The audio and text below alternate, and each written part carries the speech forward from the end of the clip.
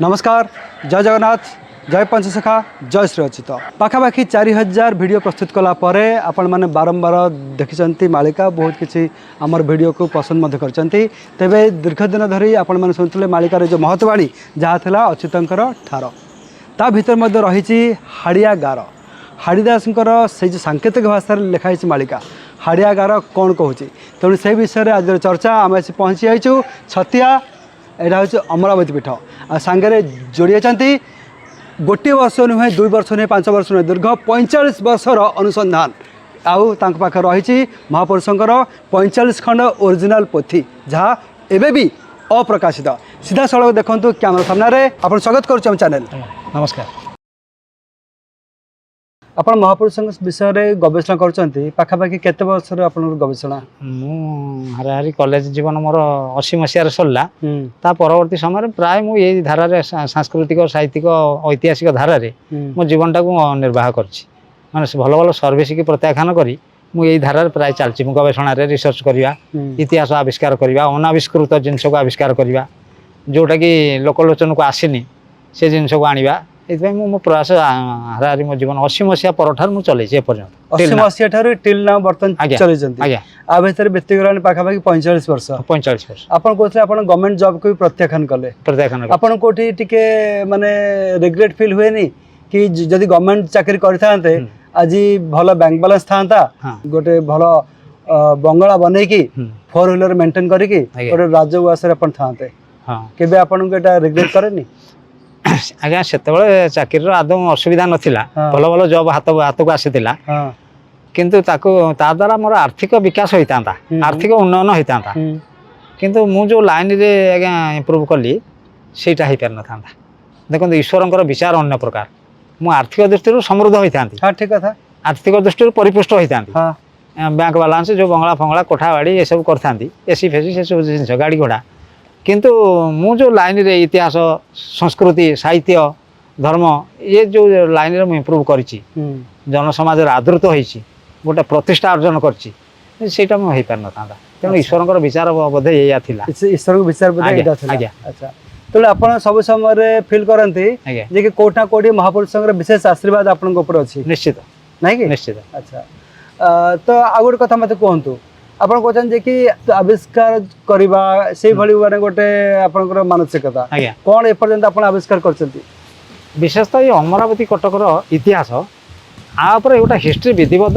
धारावाहिक इतिहास नथिला तेणु मत अनेक लोक पचारती पिला बेले मुझे आसे पढ़ापढ़ी करे बसे करे मत सब बुद्धिजीवी मैंने पचारती ये जगह कौन किए यार ऐतिह्य कौन इतिहास कौन ये कौन थिला कौन ना तो मुझे निरुत्तर रहे मुझे जाने भल भल लोक आम स्थानीय लोक जो मैंने शिक्षाविति से पाठशाठ पढ़ी इतिहास फितिहास ज्ञान थिला से विषय किसी कहींपारे तेणु मुझे गोटे रिजल्व कली माने गोटे प्रतिज्ञा कली शपथ भाया कली जे मुझे गोटे विधिवत इतिहास लिखी मु ये पीठर गोटे विधिवत गोटे इतिहास प्रणयन मु करी तो सफल हेली विभिन्न पोथी तालपत्र पोथी म्यूजियम विभिन्न मठ मंदिर ये सब दौड़ी अनुसंधान करी बहुत तथ्य संग्रह कली आउे पुराना जर्नाल वर्ल्ड रेकर्ड्स जो स्टर्लिंग हंटर फंटर से ऐतिहासिक लिखते आमर से गुड़ा सब मादला पांजी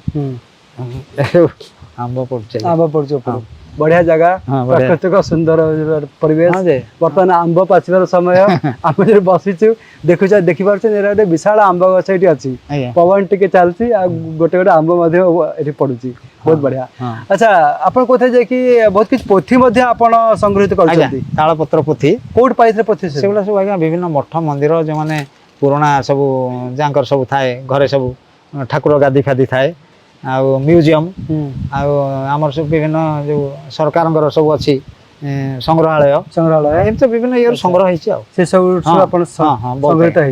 किसी अच्छी मो रिजर्व रही पोथी अच्छी आप 40 खंडे पोथी 40 खंडे पोथी अच्छी महापुरुष पोथी सब महापुरुष पोथी अच्छी अच्छा जशवंत दास अर्कित दास अच्युतानंद दास हाड़ीदास सालबेग एम सब अच्छी भीम भई अच्छा अच्छा वाह वाह माने बहुत बढ़िया आपण ए सब अधिकारी बोली आमे भी जान नथलु आपण कहले आमे सब कथा जानिलु अच्छा पोथी सब को आपण अध्ययन करचंती आम जब कहवा जे कि से समय ओरिजिनल पोथी को भाषा लेखा रही सी आज्ञा ओडिया भाषा जे देवनागरी ओडिया हाँ देवनागरी ओडिया से घटना हूँ धमते हम कीर्ति गोटे शब्द कीर्ति गोटे शब्द करे दीर्घ द्वितीय रेप हर्षई आम लिखुचु आजिकाली प्रणाली बनान प्रणाली किंतु पोथी आज्ञा अच्छी कौन कृति कृति कृति क र फला दीर्घ तरे हर्षई आम जोटा कहूँ कीर्ति से लिखते कृति कृति कृति अच्छा एमती सब जिनस आ बहुत जिनस प्राचीन पोथी मानक आज्ञा चंद्रबिंदु न थाए अनुस्वार थाए माने धरते आम कहते जेऊ गोटे शब्द जेऊ कहले उरे चंद्रबिंदु चंद्रबिंदु थाए किंतु आम ओडिया रे चंद्रबिंदु अछि पोथी मानक चंद्रबिंदु नाही अनुसार सेटा अनुसार जे उरे अनुसार उरे हला अच्छा सेटा पढे पढे एटा जेऊ लेखा जेऊ बोले सेतबेला तार अर्थ था माने पोथी की डिकोड करबा टिके नॉलेज थी आवश्यक समस्त डिकोड करि परिबे नै कि पढी भी परिबे अच्छा पोथी की आपण जो पढिबे पुनी डिकोड करंती माने ता पई कोन किछि गोटे विशेष कि माने किछि आवश्यक नॉलेज थबा आवश्यक विशेष आज्ञा किछि नै ताको निरंतर अध्ययन अनुसंधान कले सेटा गोटे आसी जाय से विचार ज्ञान आइडियाटा आसी जाय एया लिखा जायछि आ सेटा बुझिबे किछि असुविधा होइने प्रथम अखाड़ुआ लागिबो त कालक्रमे निरंतर अध्यवसाय द्वारा निरंतर गवेषणा द्वारा ता देरु तथ्य आपन बारे जत्ते गुडे भी पोथी अछि सब गुडा कोन ए जो हमर जोरा कहले प्राचीन ओडिया भाषा रे लिखित सब प्राचीन ओडिया भाषा संस्कृत भी मिक्स थाए संस्कृत प्राकृत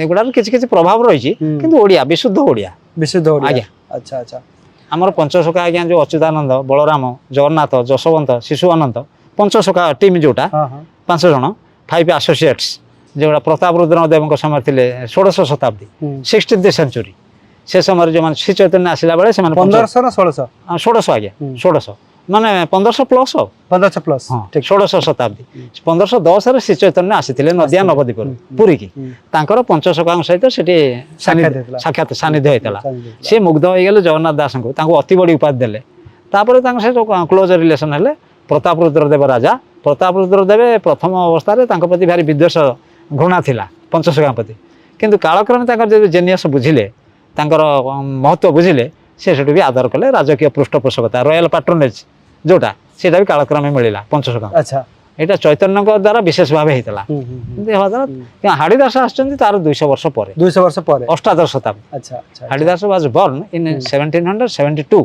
1772 तेणु मकर संक्रांति चंपावली हाँ चंपापुर से जन्म चंपापुर नहीं कि जन्म 1772 मकर संक्रांति जन्म 1772 मकर संक्रांति जन्म अच्छा ता पूर्व छतिया बटर अस्तित्व नथिला किंतु अमरावती थिला अमरावतीटा during the reign of Kesari Somavamsha जोटा इतिहास रे आपण सोमवंश कहउचंदी केसरी वंश मते कह जाए केसरी वंश राजा वसुकल्प केसरी जांकर रेगनाल इयर हूँ आज्ञा 1040 टू 1065 1040 रु 1065 वसुकल्प केसरी माने तांकर अन्य ना हूँ Udyot Kesari Udyot Kesari he was the son of second Jajati Kesari अच्छा जजाति केसरी 2 जण फर्स्ट जजाति केसरी तांकर कैपिटल थिला पश्चिम ओडिसा रे सेकंड जजाति केसरी जांकर राजधानी थिला जाजपुर तेणु से समय ये स्थान सब डेवलपमेंट होता पंचकटक होता सब कथा पंचकटक कौन कौन पंचकटक आज्ञा जाजपुर कटक एक 2 अमरावती कटक 3 चौद्वार कटक 4 है अभिनव वाराणसी कटक जोटा हूँ मॉडर्न कटक आधुनिक कटक अच्छा आ गोटे अभिनव वाराणसी कटक अभिनव वाराणसी कटक पुराना रेकर्ड तार बाहर अभिनव वाराणसी कटक सेटा को आधुनिक 4 आ गोटे है आज्ञा सारंगगढ़ बा चूड़ंग कटक सेटा हूँ नियर नंदनकानन बारंग एरिया हाँ बारंग हैं बारंग अच्छा अच्छा बारंग नंदनकानन निकट सारंगगढ़ बा चूड़ंग कटक आज्ञा अच्छा एई टर्म टा मु फर्स्ट टाइम सुनिली आज्ञा आमे भी एतार बोलुचु आज्ञा सारंगगढ़ चूड़ंग कटक से आज्ञा हेछि कोन मुसे विषय आ टिके क्लियर आपन को केई कहि देन हस्तिनाथ कटक भी पंचकटक अछि हस्तिनाथ सेटा माइथोलॉजिकल आ संगे पंचकटक नुहे अच्छा ये जो 5टा आज्ञा हला जाजपुर अमरावती चौद्वार अभिनव वाराणसी बा जोटा मॉडर्न कटक आ गोटा हला सारंगगढ़ बा चूड़ंग कटक पंचकटक कुआ गला आमर जो केसरी वंश राजा थिले ये 4टा कटक थिला तांका अमल रे जाजपुर कटक अमरावती कटक चौद्वार कटक आ अभिनव वाराणसी बा मॉडर्न कटक ये 4टा कटक थिला तापर जतले से केसरी डायनेस्टी पर आसला गंग डायनेस्टी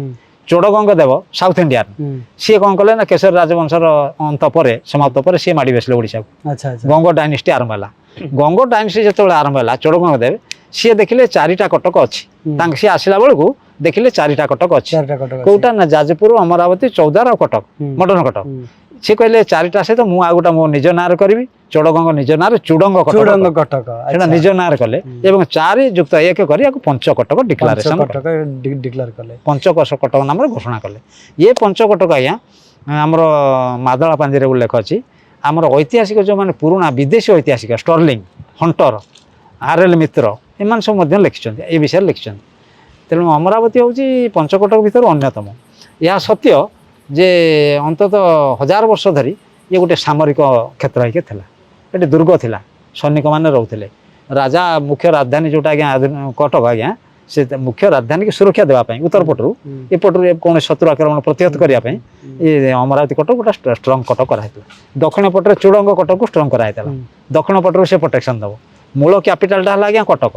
ତେଣୁ ଉଭୟ ପଟ ଦକ୍ଷିଣ ଆଉ ଉତ୍ତର ଦକ୍ଷିଣରେ ରହିଲା ଚୁଡ଼ଙ୍ଗ କଟକ ବା ସାରଙ୍ଗଗଡ଼ ଉତ୍ତରରେ ରହିଲା ଯାଜପୁର କଟକ ଅମରାବତୀ କଟକ ଦୁଇଟା ରହିଲା। ଯାଜପୁର ଟିକେ ଡିଷ୍ଟାନ୍ସ ରହୁଛି ଅମରାବତୀ ଟିକେ ପାଖାପାଖି ରହିଲା ଆଉ ଏମାନେ ସବୁ ଏ ଦିଗରୁ ସୁରକ୍ଷା ପ୍ରଦାନ କରୁଥିଲେ। ପଞ୍ଚକଟକ ଏ ପଞ୍ଚକଟକ ନାଁ ସବୁ ବିଭିନ୍ନ ଐତିହାସିକ ମାନେ ଆମର ଉଲ୍ଲେଖ କରିଛନ୍ତି। ବିଶେଷତଃ ଆମର ଉତ୍କଳ ବିଶ୍ୱବିଦ୍ୟାଳୟ ଦ୍ୱାରା ପ୍ରକାଶିତ ଇତିହାସ ଓ କିମ୍ବଦନ୍ତୀ ଗୋଟେ ବହି ଇତିହାସ ଓ କିମ୍ବଦନ୍ତୀ ହଁ ତାର ଅଥର ହେଉଛନ୍ତି ଡକ୍ଟର କୃଷ୍ଣଚନ୍ଦ୍ର ପାଣିଗ୍ରାହୀ। ସେ ହିଷ୍ଟ୍ରିର ଅଧ୍ୟାପକ ଥିଲେ। ସେ ଏକ୍ସପାର୍ଟ ଗଲେଣି। ସେ ଆସିଥିଲେ ଏ କ୍ଷେତ୍ର ଅନୁଧ୍ୟାନ କରିଥିଲେ। ଇଏ ଛତିଆର ନାଁ ଅସ୍ତିତ୍ୱ ନଥିଲା ଯେତେବେଳେ ଅମରାବତୀ ରାଇଜ୍ କରିଥିଲା। ଛତିଆ ନାଁଟା ବହୁତ ପରବର୍ତ୍ତୀ ସମୟରେ ହେଇଛି। ଏଇଟା 1000 ବର୍ଷର କୀର୍ତ୍ତି ସେଇଟା ମାତ୍ର 2200 କି 250 ବର୍ଷର କୀର୍ତ୍ତି। ଇଏ ବହୁତ ପୁରୁଣା। ଇଏ ବହୁତ ପୁରୁଣା ବହୁତ ପୁରୁଣା। ଆଚ୍ଛା ଆଚ୍ଛା ଛତିଆଟା ଆମର ହେଇଛି ହାଡ଼ିଦାସ 1772 ଜନ୍ମ ହେଲେ ସେ ଯେଉଁ ଜାଗାଟା ଛତିଆ ମନ୍ଦିର ହେଇଛି ତାଙ୍କୁ ଦର୍ପଣୀର ରାଜା ଗୁଲଜାର ହୋସେନ ମୁସଲିମ ରାଜା ସେଇଟା ସେ ଡୋନେଟ୍ କରିଥିଲେ। ଆଚ୍ଛା ସେଇଠି ତାଙ୍କର ପ୍ରତିଭା ବଳରେ ସେଇଟା ରାଇଜ୍ କଲା। ସେଇଟା 1772 1800 ପରଠାରୁ ଇଏ ଜାଣିକିରି ହେଇଛି।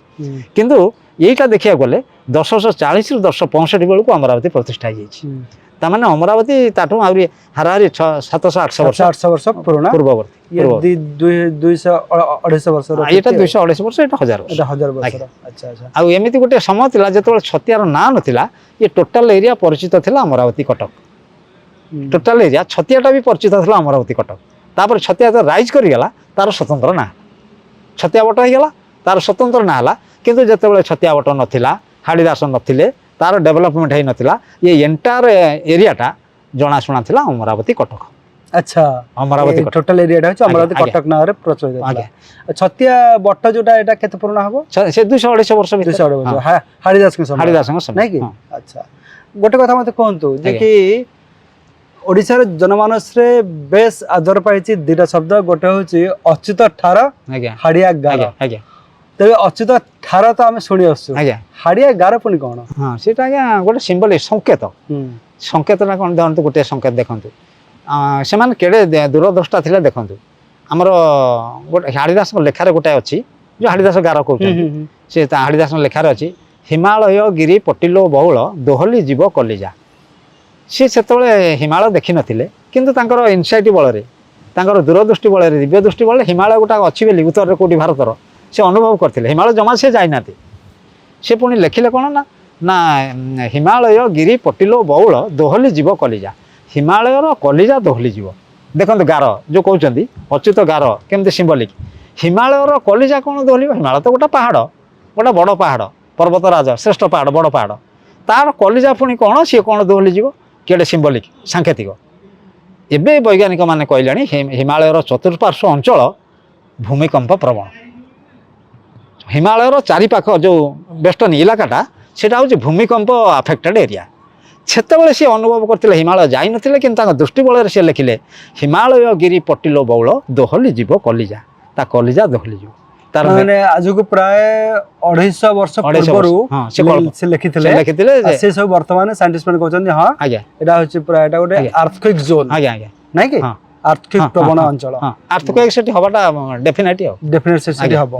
ସେଥିପାଇଁ କଥା ତା କଲିଜା ଦୋହଲି ଯିବ। କଲିଜା ଦୋହଲି ଯିବା ଏଇଟା ଗୋଟେ ଗାର ଆଜ୍ଞା ଗୋଟେ ଇଣ୍ଡିକେସନ ନୁହେଁ କି? ଆକୁ କେତେ ଜଣ ଆଜ୍ଞା କଲିଜା କ'ଣ ଲୋକ ଜାଣିପାରିବେ? ହିମାଳୟ କଲିଜା କ'ଣ ଏମିତିଆ ଜିନିଷ କୁହାଯାଇଛି ଆଜ୍ଞା। ସେ ନିଶ୍ଚିତ ଭାବରେ ଜଣେ ଦୂରଦ୍ରଷ୍ଟା ସନ୍ଥ ଥିଲେ। ଏଇଟା ଟିକେ ଆମେ ନଜର ପକେଇବା। ଲେଖା ଅଛି ଶିବକଳ୍ପ ନବଖଣ୍ଡ ନିର୍ଘଣ୍ଟ ସନ୍ଥ ଅଚ୍ୟୁତାନନ୍ଦ ଦାସ ଏଠି ଲେଖିଲେ ପଙ୍କଣ ଯେ ବୃଷ୍ଟି ହୋଇବ ପଙ୍କ ଫାଟିଣ ଯିବ ବିନ୍ଦୁ ନ ପଡ଼ିବ ମହିରେ 3 ବରଷ ଯିବ।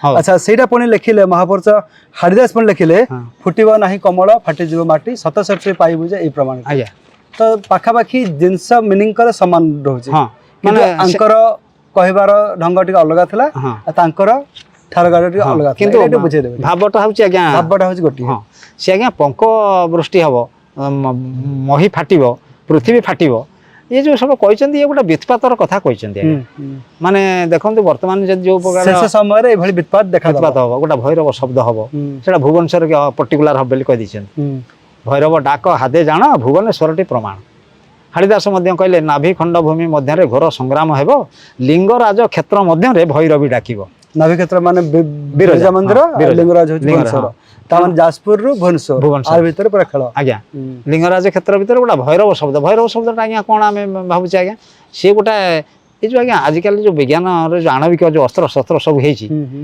ଯଦି ଆଜ୍ଞା କଲିକତାରେ ଗୋଟେ ଅସ୍ତ୍ର ବି ନିକ୍ଷେପ କରାଯାଏ ଛତିଆ ବି ତା ଦ୍ୱାରା କ୍ଷତିଗ୍ରସ୍ତ ହବ ଏତେ ପାୱାରଫୁଲ ପ୍ରଭାବଶାଳୀ ହୁଁ, ତେଣୁ ସେଇଆକୁ ସେ କହୁଛନ୍ତି ଯେ ଏମିତି ଗୋଟେ କ'ଣ ଭୟଙ୍କର ଶବ୍ଦ ହବ ସେ ଶବ୍ଦରେ ବି ଗୁଡ଼ାଏ ପ୍ରାଣୀ ଜୀବ ନଷ୍ଟ ହେଇଯିବ ନଷ୍ଟ ହେଇଯିବେ ବହୁତ ଜୀବନହାନି ହେଇଯିବ ଏମିତିଆ କଥା ଯୋଉଠୁ କାଲାମିଟି ଆମର ନୋଷ୍ଟ୍ରାଡାମସ୍ ଜଣେ ଥିଲେ ଆଜ୍ଞା ହଁ ପାଶ୍ଚାତ୍ୟର ପାଶ୍ଚାତ୍ୟର ଭବିଷ୍ୟବକ୍ତା ହଁ ଭବିଷ୍ୟତ ନୋଷ୍ଟ୍ରାଡାମସ୍। ହଁ ସିଏ ଆଜ୍ଞା କଣ୍ଟେମ୍ପରାରୀ ଅଫ ପଞ୍ଚସଖା ପଞ୍ଚସଖା ଯାହା କହିଛନ୍ତି ହଁ ତାଙ୍କ ହଁ କଥା ମିଶି ଯାଉଛି ତାଙ୍କର ସିମିଲାରିଟି ହଁ, ଠିକ ରହୁଛି କଥା ସିଏ ଗୋଟେ ଆପଣ ଜାଗାରେ ତାଙ୍କ ବିଷୟରେ ବି ରିସର୍ଚ୍ଚ ଆଜ୍ଞା କରିଛନ୍ତି ଆଜ୍ଞା ଆଜ୍ଞା ଆଚ୍ଛା ସିଏ ବି ଗୋଟେ ଜାଗାରେ ସିଏ ବି କ'ଣ ସେଇ ପଞ୍ଚଦଶ ଶତାବ୍ଦୀର ସେଇ ବିଷୟ ହଁ ସେ ହଁ ସମୟ ହଁ ସେଇ ସମୟ ଗୋଟିଏ ସମୟର ହଁ। ସେ ନୋଷ୍ଟ୍ରାଡାମସ୍ ଆଜ୍ଞା ସିଏ ସିଏ ଗୋଟେ ଜାଗାରେ ଲେଖିଛନ୍ତି ଯେ କାଟାଷ୍ଟ୍ରଫି ପ୍ରଳୟ ଇଂରେଜୀ ଗୋଟେ କାଟାଷ୍ଟ୍ରଫି ପ୍ରଳୟ କଥା କହିଛନ୍ତି ନା the wars that will engulf the whole world ଗୋଟେ ଏମିତି ଯୁଦ୍ଧ ଆସିବ ଯୋଉଟାକି ସାରା ପୃଥିବୀକୁ ଗ୍ରାସ କରିବ ଦେଖନ୍ତୁ ବର୍ତ୍ତମାନ ବିଶ୍ୱଯୁଦ୍ଧର ଯୋଉ ଟମକ ବାଜୁଛି କେମିତିଆ କଥା କହିଛନ୍ତି ଯେ ନୋଷ୍ଟ୍ରାଡାମସ୍ ଏଟା କହିଛନ୍ତି ଯେ ସାରା ବିଶ୍ୱକୁ ସେ ଗ୍ରାସ କରିବ ଏମିତିଆ ଭୟଙ୍କର ସିଚୁଏସନ ଗୋଟେ ମାଳିକା ମାନେ କହିଛନ୍ତି ଗୋଟେ ଆସିବ ଗୋଟେ ସମଗ୍ର ବିଶ୍ୱ ବିଶ୍ୱ ଯୁଦ୍ଧର କବଳରେ କବଳିତ ହବ ଆଚ୍ଛା ଆଚ୍ଛା ସେଇଟା ଯୀଶୁ ବି ମଧ୍ୟ କହିଛନ୍ତି ବାଇବେଲରେ ବାଇବେଲ ଯୀଶୁ ବି କହିଛନ୍ତି କ'ଣ କହିଲେ ଯେ nation shall rise against nation kingdom against kingdom there shall be famine pestilence and earthquakes in diverse places all these are the beginning of sorrows ଏଇଟା ହେଉଛି ବାଇବେଲ ଆଜ୍ଞା ଆମର ଯେମିତି ବେଦ ଚାରିଟା ରୁକ୍ ସାମ ଯଜୁର ଅଥର୍ବ ବାଇବେଲ ବି ଚାରିଟା ମାଥ୍ୟୁ ମାର୍କ ଲୁକ୍ ଜୋହନ ଏ ଯୋଉ ଆଜ୍ଞା ଏ ଯୋଉଟା ଅଛି ମୁଁ ଯୋଉଟା କହିଲି ଏଇଟା ଅଛି ମାଥ୍ୟୁ ମାର୍କ ଲୁକ୍ ଜୋହନ ନାଇଁ ଏଇଟା ମାର୍କରେ ଅଛି ନାଇଁ ମାଥ୍ୟୁ ଠିକ କହିଛନ୍ତି ଆପଣ ଠିକ କହିଛନ୍ତି ସେ ବାଇବେଲଟା ଯୋଉ ଚାରିଟା ଅଛି ମାଥ୍ୟୁ ମାର୍କ ଲୁକ୍ ଜୋହନ ମାଥ୍ୟୁ ଖଣ୍ଡରେ ଏଇଟା ଅଛି ଇଂଲିଶ ଟ୍ରାନ୍ସଲେସନ ଅଫ ବାଇବେଲ ଯେ ସେଥିରେ ସେ କହିଲେ ନେସନ୍ ସାଲ୍ ରାଇଜ୍ ଏଗେନଷ୍ଟ ନେସନ୍ ଗୋଟେ ଜାତି ଆଉ ଗୋଟେ ଜାତି ବିରୁଦ୍ଧରେ ଲାଗିବ କିଙ୍ଗଡମ୍ ଏଗେନଷ୍ଟ କିଙ୍ଗଡମ୍ ଗୋଟେ ସାମ୍ରାଜ୍ୟ ଦେୟାର ସାଲ୍ ବି ଫେମିନ୍ ମାନେ ଦୁର୍ଭିକ୍ଷ ପଡ଼ିବ ପେଷ୍ଟିଲେନ୍ସ ମହାମାରୀ ଏମିତିଆ ରୋଗ ବ୍ୟାପିବ ଯେ ଡାକ୍ତର ଫାକ୍ତର କିଛି କାମ ଦେବନି ଆର୍ଥକ୍ୱେକ୍ସ ଯୋଉଟା ଭୂମିକମ୍ପ କଥା କଲିଜା ହଲିଯିବ ବୋଲି ହାଡ଼ିଦାସ କହିଥିଲେ ତାକୁ ମଧ୍ୟ ଆମର ଏଇଟା ଆମର ଯୀଶୁ କହୁଛନ୍ତି ବାଇବେଲରେ ଆର୍ଥକ୍ୱେକ୍ସ ଇନ୍ ଡାଇଭର୍ସ ପ୍ଲେସେସ୍ ମାନେ ବିଭିନ୍ନ ଜାଗାରେ ହଁ ସବୁ ଜାଗାରେ ଦେଖାଦେବ ହଁ all these are the beginning of sorrows ଇଏ ହେଉଛି ଦୁଃଖର ଅୟମ ଆରମ୍ଭ ମାନେ ଦୁଃଖର ମାନେ ଇଏ ଆରମ୍ଭ ଷ୍ଟାର୍ଟ ହେଇଯିବ ଏଗୁଡ଼ା ସବୁ ଦେଖାଯିବ କାଲାମିଟି ପ୍ରାକୃତିକ ବିପର୍ଯ୍ୟୟ ଖାଦ୍ୟ ମିଳିବନି ଆଚ୍ଛା ଗୋଟେ ସରକାର ବୋଲି କିଛି ରହିବନି ଏ ଯୋଉ କହୁଛନ୍ତି କେନ୍ଦ୍ର ସରକାର ବିଜେପି ଭଲ ମନ୍ଦ ଏସବୁ ଯୋଉ କହୁଛନ୍ତି ସୋକଲ୍ଡ ସେ ଅସ୍ତିତ୍ୱ ରହିବନି ମହାପୁରୁଷ କହୁଛନ୍ତି ତା ଅର୍ଥ ଯୋଉଟା ମହାପୁରୁଷ କହିଛନ୍ତି ଯେ କି ଆଗକୁ ଗଣତନ୍ତ୍ର ଭୁଷୁଡ଼ି ପଡ଼ିବ ଡେମୋକ୍ରାସି କୋଲାପ୍ସ କରିବ ତାଙ୍କ ଭାଷାରେ ସିଦ୍ଧ କାଳୀ ଗୋଟେ ପୋଥି ଆଜ୍ଞା ଆଚ୍ଛା ସିଦ୍ଧ କାଳୀ ପୋଥି ସିଦ୍ଧ ଅଚ୍ୟୁତାନନ୍ଦ ସେ ଅଚ୍ୟୁତାନନ୍ଦ କହୁଛନ୍ତି ସିଦ୍ଧ କାଳୀ ପୋଥିରେ ଯେ ଦିଲ୍ଲୀ ସମ୍ରାଟକୁ ମହା ବିପଦ ପଡ଼ିବ ଦିଲ୍ଲୀ ସମ୍ରାଟ କହିଲେ କେନ୍ଦ୍ର ସରକାର ସିଏ ତାଙ୍କ ବେଳେ କେନ୍ଦ୍ର ସରକାର ନଥିଲା ନା ଡେମୋକ୍ରାସି ଆସିନି 600 ବର୍ଷ ତଳେ ଦେୟାର ଇଜ୍ ନୋ ଡେମୋକ୍ରାସି ନଥିଲା ତେଣୁ ସିଏ ତାକୁ କହିଲେ କ'ଣ କେନ୍ଦ୍ର ସରକାର ନ କହିଲେ ଦିଲ୍ଲୀ ସମ୍ରାଟ ତାଙ୍କ ବେଳେ ସମ୍ରାଟ ଥିଲା ଦିଲ୍ଲୀ ଥିଲା ତେଣୁ ସେ କହିଲେ ଦିଲ୍ଲୀ ସମ୍ରାଟକୁ ମହା ବିପଦ ପଡ଼ିବ ଛାଡ଼ି ପଳାଇବ କେଣେ ବୁଦ୍ଧି ନ ଦିଶିବ କଣ୍ଟ୍ରୋଲ କରିପାରିବନି ଯେତେବେଳେ ଆପଣ ଦେଖନ୍ତୁ ଗୋଟେ ପରିବାରକୁ ଗୋଟେ ତାର ଗୃହସ୍ଥ କଣ୍ଟ୍ରୋଲ କରିପାରୁନି ସେ ବି ଋଷି ରାଗିକିରି ପଳେଇଯାଏ ତେଣୁ ଇଏ ଦେଖିବ ଏଇଭଳି ଅସମ୍ଭାଳ ହେଲାଣି ସାଡ଼େ କାଶ୍ମୀରର ଅମୁକ ଅଯୋଧ୍ୟାର ଅମୁକ ସାଡ଼େ ପାକିସ୍ତାନ ଅମୁକ ଚୀନର ଅମୁକ ମୁଁ ପାରିବିନି ବାବା ସିଏ ତାମାନେ ତାର ଆପଣ କହିବାର ଅର୍ଥ ଯେ କି ଗୋଟେ ପଟେ ଦେଶ ଭିତରେ ଯୁଦ୍ଧ ଲାଗି ରହିବ ପଡ଼ୋଶୀ ରାଷ୍ଟ୍ର ଆମର ଯାହା ସବୁ ଅଛି ଶତ୍ରୁ ରାଷ୍ଟ୍ର ସେମାନେ ଭାରତକୁ ଆକ୍ରମଣ କରିବେ ଏପଟେ ପୁଣି ଭିତରେ ପୁଣି ଆନ୍ତରିକ ବବଲ ଷ୍ଟାର୍ଟ ହେଇଯିବ ସିଭିଲ ୱାର ଗୃହଶତ୍ରୁ ଯୋଉମାନେ ସେମାନେ ପୁଣି ବିଦ୍ରୋହ ଷ୍ଟାର୍ଟ କରିବେ ତା ସହିତ ନେଚୁରାଲ ଆଉ ସେ ସମୟରେ ଗଭର୍ଣ୍ଣମେଣ୍ଟ ସମ୍ଭାଳି ପାରିବ ନାହିଁ ତେଣୁ ଅସମ୍ଭାଳ ଯେତେବେଳେ ହେଇଯିବ ଇଏ ଆଜ୍ଞା ରହିବନି, ଇଏ ଦାତାପଣ ଗଭର୍ଣ୍ଣମେଣ୍ଟରେ ରହିବନି ଆଜ୍ଞା। ସିଏ ଆଜ୍ଞା ତାଙ୍କର ଯେଉଁ ସାମର୍ଥ୍ୟ ଦେଖାଉଛନ୍ତି ସେ ବି ରହିବନି, କୋଲାପ୍ସ ହେଇଯିବ, ରହିବନି। ଏଇଭଳି ସମୟରେ ନାଇଁ ନାଇଁ ସିଏ ଯୋଉ ରହିବ ନାହିଁ ସେଟା କହୁଛନ୍ତି କୋଲାପ୍ସ ହେଇଯିବ, ତାକୁ ଭାଙ୍ଗିବ ପୁଣି କିଏ ଆଜ୍ଞା? ସେ ଯୋଉ ଦମ୍ଭକୁ ପୁଣି ଭାଙ୍ଗିବ କିଏ? ସେ ସିଚୁଏସନଟା ଭାଙ୍ଗିବ, ସିଚୁଏସନ ଭାଙ୍ଗିବ, ଅନ୍ୟ କେହି ବ୍ୟକ୍ତି କାହାର ଭାଙ୍ଗିବେ, ବ୍ୟକ୍ତି କେହି ନୁହନ୍ତି। ଧରନ୍ତୁ ଆପଣ ଏଠି ସମ୍ଭାଳି ପାରିବେନି ଗୋଟେ ପରିସ୍ଥିତି କି, ଏଠି ଗୋଟେ ଏମିତି ବାତାବରଣ ହେଇଛି ବସିଛେ, ଏଠି ଗୋଟେ ଏମିତି ହବ ମଦ ପିଉଥିବେ କି ଗୋଟେ ଇଏ ହଉଥିବ ଧୂଆଁ, ନାଇଁ ଆମେ ଏଠି ବସିବା କି ବସିବ କି ଆମେ ପଳେଇବା ନା, ଛାଡ଼ି ପଳେଇବା। ତେଣୁ ସେମିତିଆ ସିଚୁଏସନରେ ଏ ଯୋଉ ତଥାକଥିତ ସୋ କଲ୍ଡ ଯୋଉ କେନ୍ଦ୍ର ସରକାର ପରିତ୍ୟାଗ କରି ପଳେଇବେ। ସେ ପଳେଇବେ, ତାଙ୍କ କୁଆଡେ ପଳେଇବେ, କଣ ନିଖୋଜ ହେଇଯିବେ ଆମ ସୁଭାଷ ବୋଷ ଭଳି। ତେଣୁ ନିଖୋଜ ହେଇଯିବେ। ଦେଶ କେନ୍ଦ୍ର ସରକାର ମାନେ ଆପଣ କାହା କହୁଛନ୍ତି? ବର୍ତ୍ତମାନ ଯେ ରାଜା ମୋଦିଙ୍କ କଥା କହୁଛନ୍ତି? Indication last prime minister Modi? ହଁ ହେଇପାରେ, ହେଇପାରନ୍ତି। ଏ ଯୋଉ ସମସ୍ୟା ମାନେ କେତେ ଦିନ ଅଛି ହାତରେ? ସିଏ ତ ଆଜ୍ଞା କହିଛନ୍ତି ସମ୍ବତ୍ସର 500 କଳି ହୋଇବ ଶେଷ। ସମ୍ବତ୍ସର 500 କଳି ହୋଇବ ଶେଷ। ଆ ଅର୍ଥଟା ପୁଣି କଣ? ଆର ଅର୍ଥଟା ଆଜ୍ଞା କହୁଛି ଯେ ଆଜ୍ଞା କଳି ଆମର ଦ୍ୱାପର ଯୁଗ, ଆମର ଯୋଉ 4ଟା ଯୁଗ ସତ୍ୟ, ତ୍ରେତୟା, ଦ୍ୱାପର, କଳି। ଦ୍ୱାପର ଯୁଗର ଶେଷ ରାଜା ହଉଛନ୍ତି ପରୀକ୍ଷିତ। ପରୀକ୍ଷିତଙ୍କ ଠାରୁ 5000 ବର୍ଷ, 5000 ବର୍ଷ ସେଇଟା ହଉଛି କଳିର ଆୟୁଷ। କଳି ଯୁଗର ଡ୍ୟୁରେସନଟା ହେଲା 5000 ବର୍ଷ, ଫ୍ରମ ପରୀକ୍ଷିତ ଟୁ ଏଣ୍ଡିଂ, ତାର ଏଣ୍ଡ ପର୍ଯ୍ୟନ୍ତ। ସେଇଟାକୁ ସେ କହୁଛନ୍ତି ସମ୍ବତ୍ସର 500 ମାନେ 5000 ବର୍ଷରେ କଳିଯୁଗ ସରିବ, କଳିଯୁଗ ଶେଷ, ସତ୍ୟ ଯୁଗ ଆଦ୍ୟ ହୋଇବ, ଶୁଭ ଯୋଗେ ପ୍ରକାଶ। ତାପରେ ସତ୍ୟ ଯୁଗ ପ୍ରବେଶ କରିବ। ଆଉ ଗୋଟାର ଏଣ୍ଡିଂ ପରେ ଆଉ ଗୋଟାର ଅଭ୍ୟୁଦୟ ହୁଏ। ତେବେ 5000 ବର୍ଷ ତ ପୂରଣ ହେଇଗଲାଣି। ପୂରଣ ବର୍ତ୍ତମାନ ଚାଲିଛି 5126 ବର୍ଷ ବି ଚାଲିଛି, 136 ବର୍ଷ ବି ଚାଲିଛି। ତେବେ ବର୍ତ୍ତମାନ ଏଇ ଯୋଉ ସମୟଟାକୁ ଆମେ ସନ୍ଧି ସମୟ ବୋଲି କହିବା? କଳି ସରିବ, ସତ୍ୟ ଯୁଗ ପଶିବ।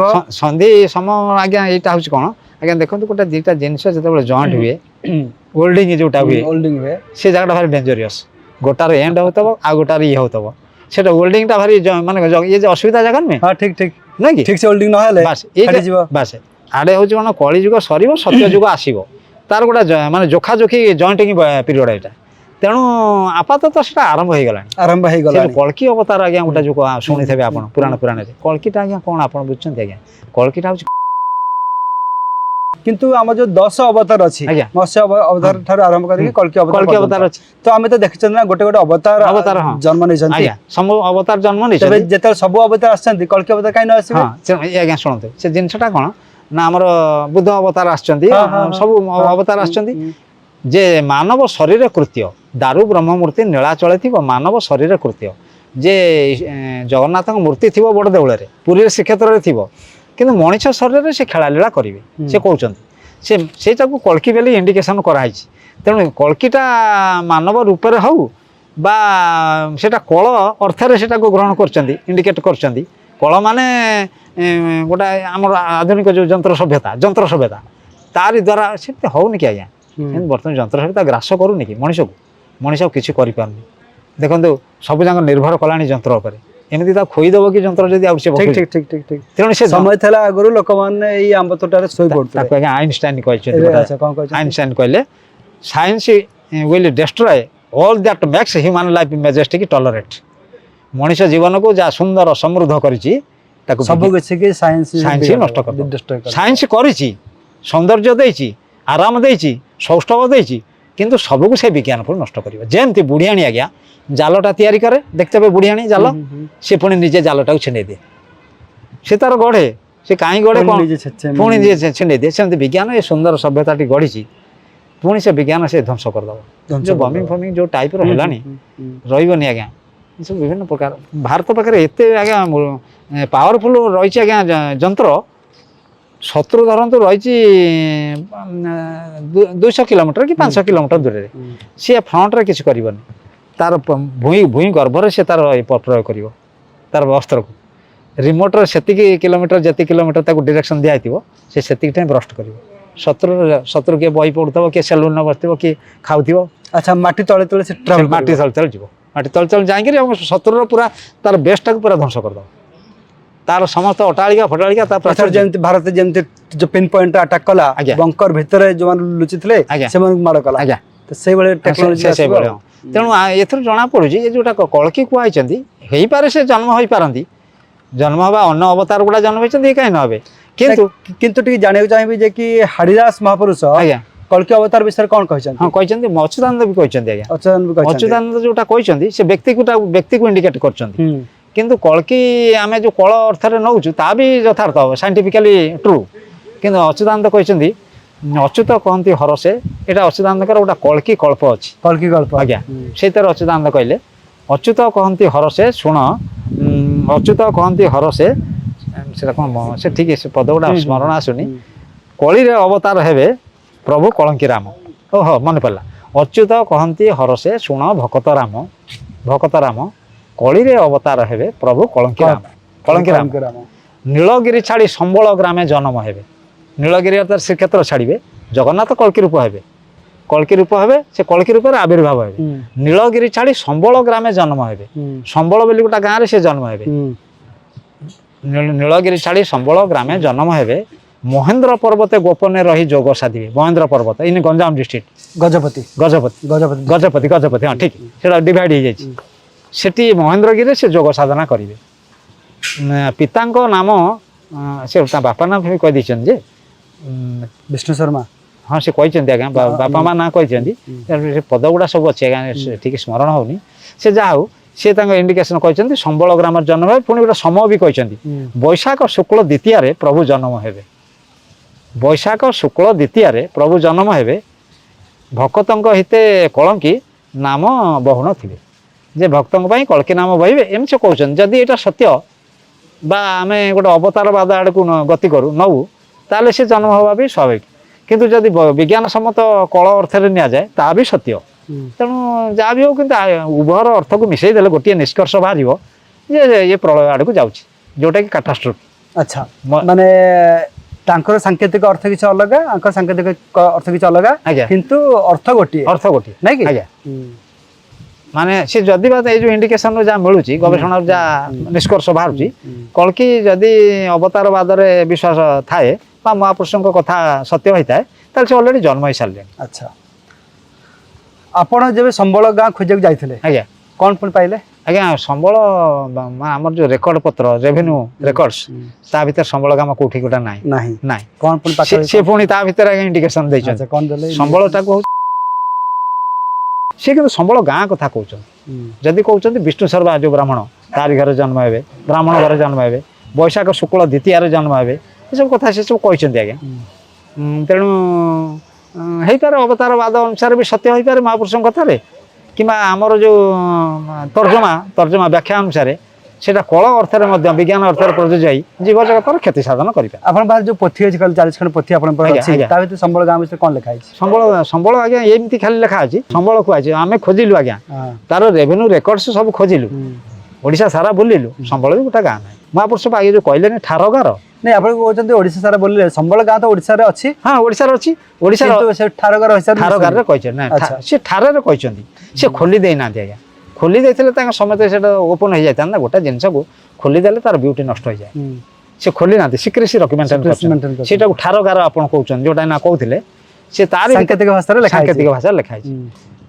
धरंतु से भी कहछन गोटा भलो जिंस कहछन सेटा कौन ठीक ना शिक्षण समय मन पड़ोनी सब प्राय सांकेतिक सांकेतिक सिम्बोलिक सब जो आम आज्ञा स्वतंत्र उत्कल प्रदेश है केते 1936 से विषय आज्ञा अमर जुमर संहितार अच्छी अमर जुमर संहिता अमर जुमर कौन लिखा अछि से पदटा मोर कौन ठीक स्मरण आसो कि ना किंतु महापुरुष सेतबेले भी अनुभव करथिले अच्छा अमर जुमर संहितार लिखा अछि अमर जुमर संहितार अछि तार अर्थ हाड़ीदास लेखा भी माने हाड़ीदास लेखा भी अछि जेतबेले स्वतंत्र उत्कल प्रदेश है नथिला महापुरुष लिखिचंती 600 वर्ष पूर्वरु पंचसखा माने हाड़ीदास लिखिचंती 250 वर्ष पूर्वरु नै कि 300 वर्ष हबो तबे से समय रे ओडिशा स्वतंत्र प्रदेश रे नाम नथिला किंतु से समय से लिखिचंती नै कि लिखिदेले अच्छा जेमती हिमालय कथा कही हिमालय कलिजा दोहली जीव से हिमालय से देखी नथिले कि कल्पना करनथिले आज से भूमिकंप प्रवण प्रमाणित होउची